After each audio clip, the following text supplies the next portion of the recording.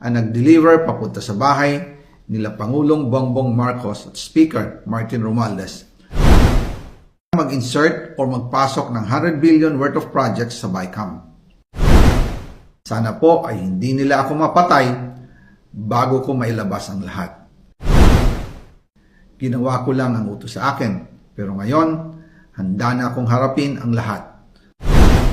Ginagamit ng administrasyon ang buong resources ng bansa para tumahimik ako.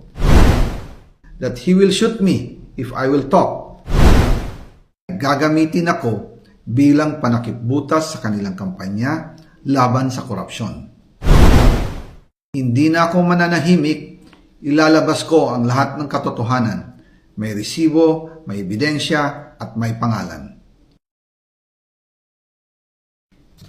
Again, I informed the Speaker and asked clearance about the instructions ng Pangulo.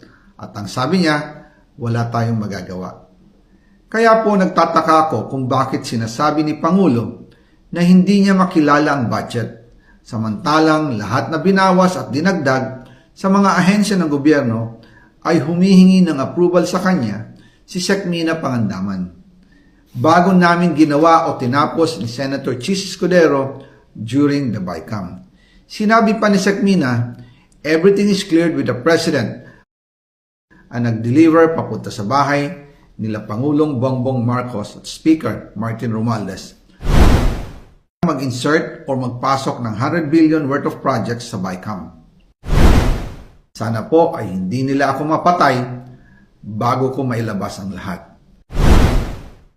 Ginawa ko lang ang utos sa akin, pero ngayon, handa na akong harapin ang lahat. Ginagamit ng administrasyon ang buong resources ng bansa para tumahimik ako. That he will shoot me if I will talk. Gagamitin ako bilang panakipbutas sa kanilang kampanya laban sa korupsyon.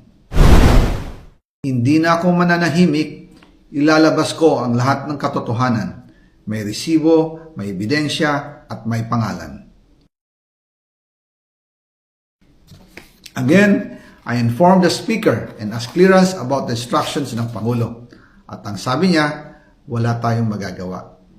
Kaya po nagtataka ako kung bakit sinasabi ni Pangulo na hindi niya makilala ang budget, samantalang lahat na binawas at dinagdag sa mga ahensya ng gobyerno ay humihingi ng approval sa kanya si Sec. Mina Pangandaman.